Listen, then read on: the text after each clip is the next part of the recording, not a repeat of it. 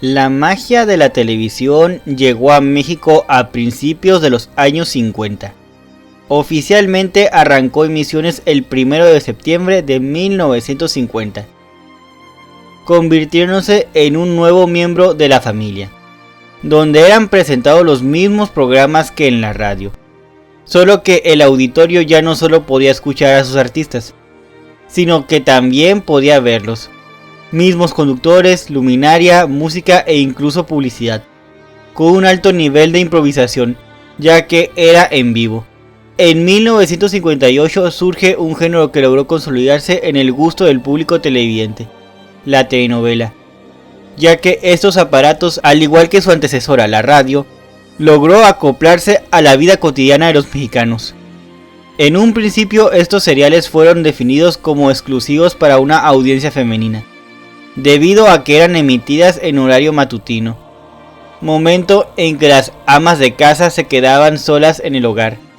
Con el tiempo estas historias abarcaron nuevas temáticas e incursionaron en nuevos horarios, con lo que lograron ganar un público masculino juvenil e infantil. Del género telenovela se desprenden varios subgéneros: el rosa, cenicienta, histórico, contenido social, entre muchos otros. En el caso que aquí compete nos abocaremos a hablar únicamente del melodrama histórico, los cuales se crearon en la mayoría de los casos en base a la historia oficial de México, con la intención de no manchar la imagen de algún héroe de la patria, ya que la historia ha sido una inacabable fuente de entretenimiento en los medios de comunicación, ya sea el cine, la televisión o incluso la literatura, donde nuestros personajes históricos aparecen representados con base en la historia oficial del país. Unos son los héroes y otros los villanos. No obstante, en algunos casos también podemos encontrar algunas facetas de dichos personajes que ponen en tela de juicio la historia oficial. En muchos de estos melodramas, estos personajes aparecen únicamente en los momentos clave de la historia, mientras que en otros de estos seriales también se hacen presentes sus facetas en la vida cotidiana mediante la ficción. Es aquí donde difiere la forma en que estas telenovelas abordan la historia de nuestro país. Dichos momentos ficticios los podemos verificar en su vida cotidiana, su relación con la familia, en los trabajos que desempeñaban, es decir, no solo aparecen sus campañas militares, ya que es indispensable que una telenovela de este género tenga un perfecto balance entre lo real y lo ficticio, para con ello retener la atención del público televidente.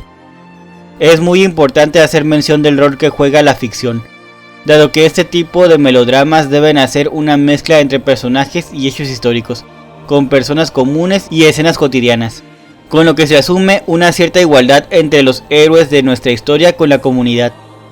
A pesar de que estas producciones son muy importantes dentro de la historia de la telenovela mexicana, ya que son un fenómeno meramente mexicano, muchos cometen el error de pensar que cuentan con el mismo formato que las de género época, sin saber que en realidad no siguen el mismo formato, dado que las primeras reproducen los hechos de determinado momento de la historia, mientras que las segundas, si bien están ambientadas en un momento histórico, la trama que gira en torno a los protagonistas puede variar. Es importante recalcar que todas estas telenovelas siguieron la historia oficial en la representación para el público. Con esto cumplen con un propósito dentro de los medios de comunicación, no solo la de entretener, sino también la de mostrar distintos pasajes de la historia, por lo que muchos de estos melodramas también entraron en lo que se conoce como contenido social. A continuación haremos un recorrido por los melodramas caseros que nos han representado momentos clave de la historia de nuestro país dentro de sus producciones, no sin antes mencionar los antecedentes de dichas producciones. Basta decir que cada una de estas producciones serán analizadas por separado, por lo que se le va a dedicar una cápsula distinta a cada una de ellas. Los invito a acompañarme en esta aventura.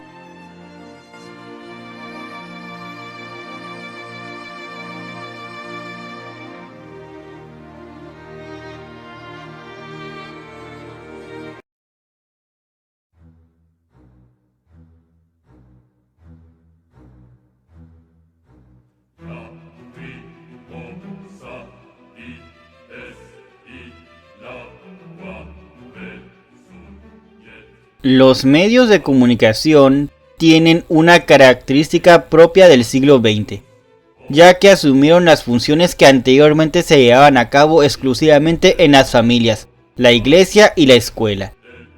Estas actividades eran la recreación e interpretación de hechos históricos, los cuales eran proyectados por medio de la difusión.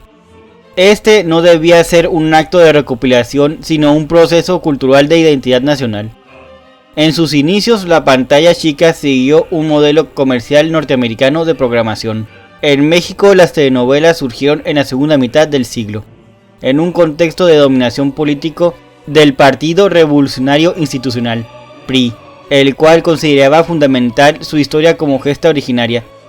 La telenovela histórica tiene sus antecedentes en la primera mitad de los años 60.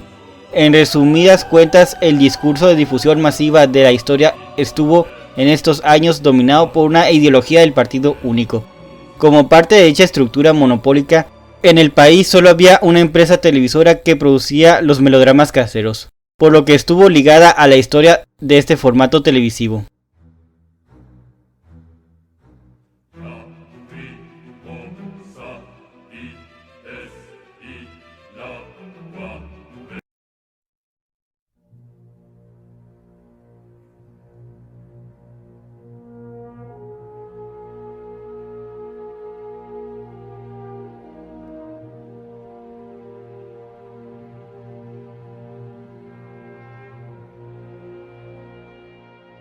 Aquí viene Pancho Villa.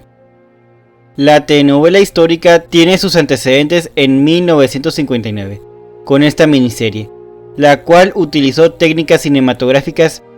Su temática gira en torno a la Revolución Mexicana, donde Pancho Villa, interpretado por Pedro Armendáriz, aparece como protagonista.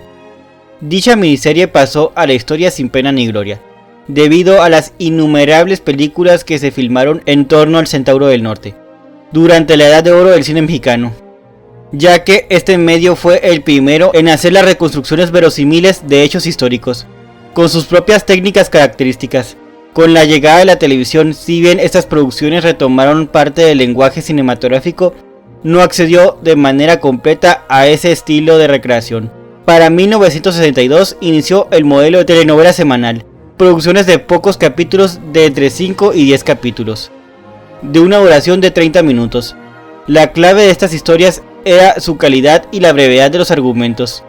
Luis de Llano Palmer estuvo a cargo de estos seriales televisivos, con la dirección de Luis Aragón, Tony Carvajal y Lorenzo de Rodas, y presentadas por la misma persona, la actriz Andrea Palma. Algunas de estas historias fueron Justo Sierra, El Juicio al Pueblo, Mónica, Felicidad, La Sonrisa de la Gioconda, El Rosario, El Secreto de la Solterona, La Loca de la Casa, El Místico, La Novela de un Joven Pobre y Morelos, Siervo de la Nación.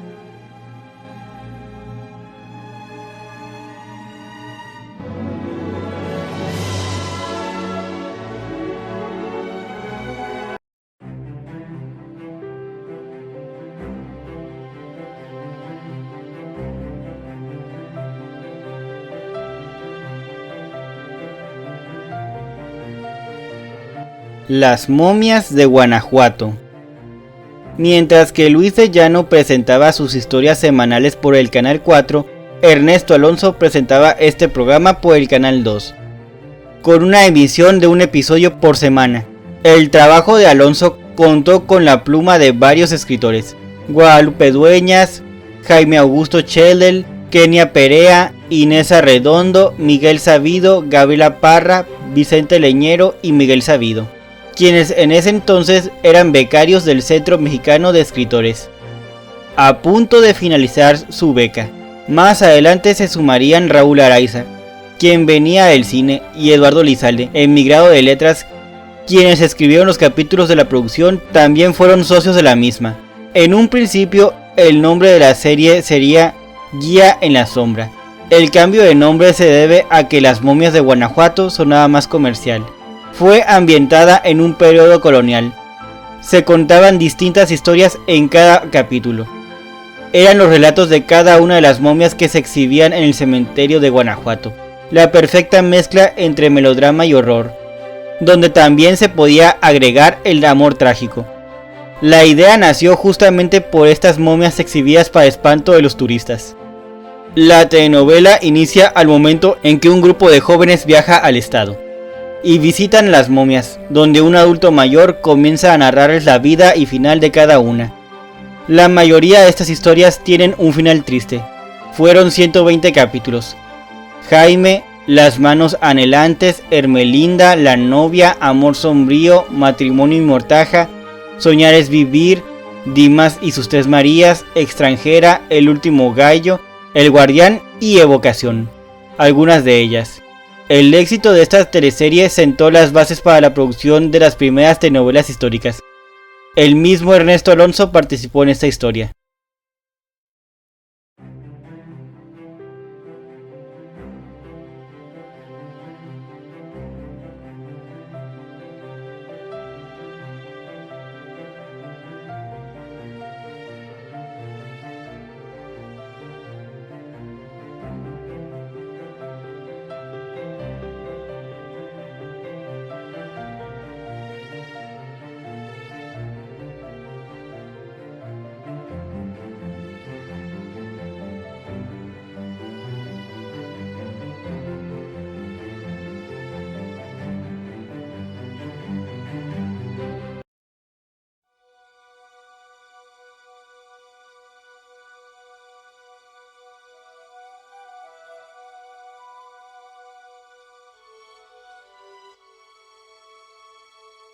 San Martín de Porres.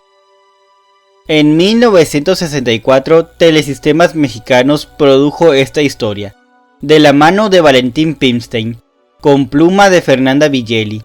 Su protagonista es el personaje del mismo nombre, quien fuera un fraile peruano dominico. René Muñoz es el actor quien encarnara al Santo de la Escoba, a quien siempre lo recordarían por esta interpretación. Fue bien recibida en México, pero es en Perú donde la historia cosechó mayor éxito. Posteriormente se hicieron películas del Santo de la Escoba como protagonista, donde René Muñoz le diera vida en la mayoría de las veces. Ninguna de estas películas tuvo el éxito que cosechó la telenovela en su momento. En el Vaticano, el mismo Papa hizo llamar a René Muñoz para que posara para las estampitas del santo, misma imagen que hoy en día se utiliza. La trama gira en torno a la vida de San Martín, desde su nacimiento en el Lima del siglo XVI, donde vemos que desde una edad muy temprana tuvo una vocación religiosa, la discriminación que sufrió al ser hijo de una mulata, por lo que no pudo cumplir su sueño de ser sacerdote. Este santo no solo es famoso por su bondad, sencillez y trabajo con los pobres, también por sus actos milagrosos. Un ejemplo que la telenovela nos brinda es el momento en que San Martín reparte pan entre los pobres.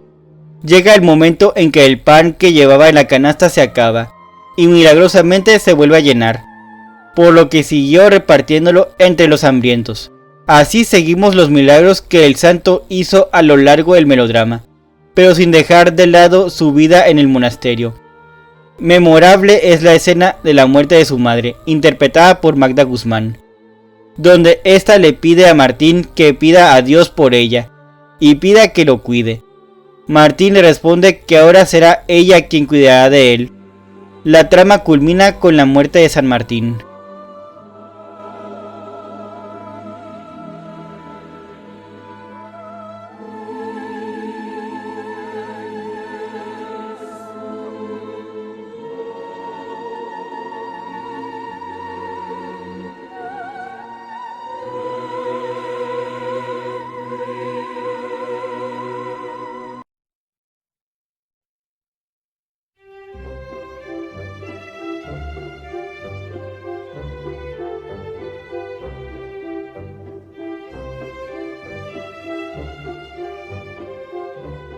Leyendas de México.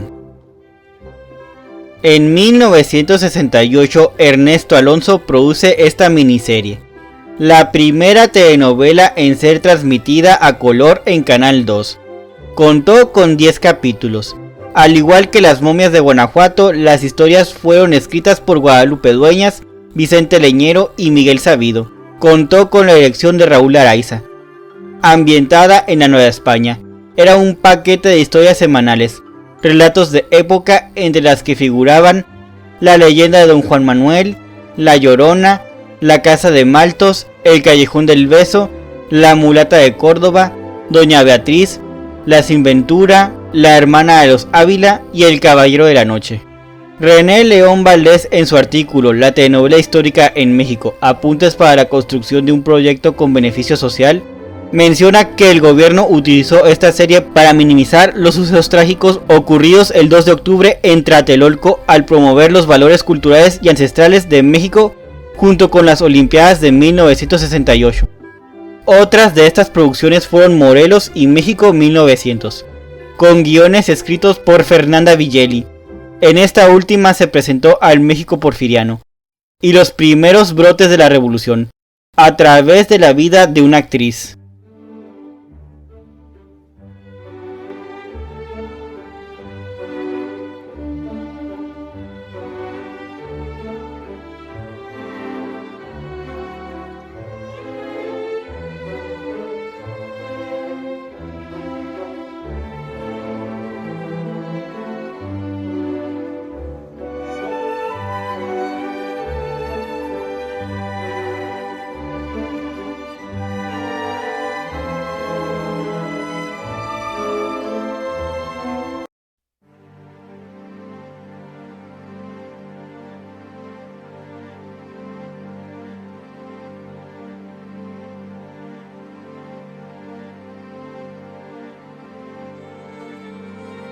En conclusión, la telenovela histórica es un producto cultural mediático, el cual produce historiografía.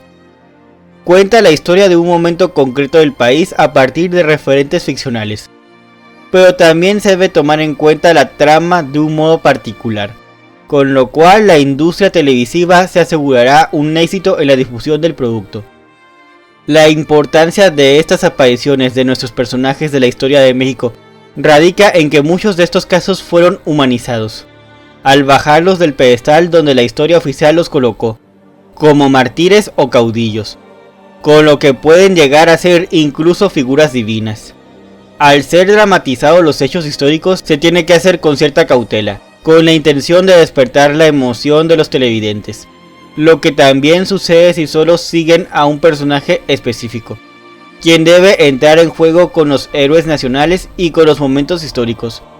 Esos momentos por sí mismos lograron una identificación con el público, ya que forman parte de la creación de una identidad nacional, con lo que podemos asegurar que estas telenovelas pudieron establecer una relación más íntima con el público, al mostrar a nuestros personajes de la historia como seres de carne y hueso, cada uno con su propia personalidad, con aciertos y desaciertos. Las telenovelas históricas dieron a Televisa un cierto prestigio, tanto a nivel nacional como internacional. Sin embargo, el monto de estos melodramas que fueron exportados a otros países fue más en un carácter convencional, sin grandes ambiciones artísticas. Ernesto Alonso fue el único interesado en producir estos melodramas. Su labor en el medio es muy elogiable, a tal grado que incluso hoy en día se le llama el señor telenovela. Existen quejas acerca de la estrategia de contar la historia de México, mediante el uso de la ficción. En su momento Luis González y González dijo al respecto: "No creo que deban utilizarse personajes ficticios. La historia televisiva mezcla historia con un aderezo de ficción, para mí innecesario. Se pueden hacer telehistorias con inteligencia sin la necesidad de meter elementos de ficción. La historia está comprometida con la verdad histórica, no con la ficción, pero sí es indispensable recurrir a la ficción, con la condición de no alterar el orden de los acontecimientos históricos. Si nos diéramos a la tarea de revisar la historia de la televisión mexicana, encontraremos la existencia de ciertos grupos que estaban a cargo de la creatividad al momento de realizar estas tramas. Dentro de la telenovela histórica también se dio este fenómeno en dos momentos concretos. El primero al principio, donde tuvimos a Ernesto Alonso, Miguel Sabido y Miguel Alemán Valdés al frente. Y el segundo al momento que Fausto Cerón Medina y Enrique Krause con su grupo Clio le hicieron cambios al formato. La telenovela histórica también tuvo sus particularidades dentro de la televisión nacional, ya que generó una estructura propia emanado del melodrama tradicional, a la vez que creaba su propia narrativa en particular. A su vez, la telenovela histórica entró en un periodo de innovación y estabilidad, con lo que nació un nuevo modelo de narrar historia a modo de ficción televisada. Los medios de comunicación sí nos pueden ayudar para aprender de nuestra historia, pero claro, nunca debemos olvidar que la intención por la que se hacen estas producciones, en el formato que sea, es entretener y no educar a un auditorio. Para eso existe otro género de telenovela, la de contenido social. Todavía hay muchos pasajes de la historia nacional que se pueden escenificar. Algún día puede aparecer un melodrama sobre la matanza de Tlatelolco, o sobre la nacionalización de la banca que proclamara el presidente José López Portillo. Hay quienes afirman que sería muy interesante un serial sobre los amores del presidente Gustavo Díaz Ordaz, que mencionara Irma Serrano en su autobiografía A Calzón Amarrado. Lo importante no es solo representar un momento histórico, sino saberlo hacer con un sentido de entretenimiento.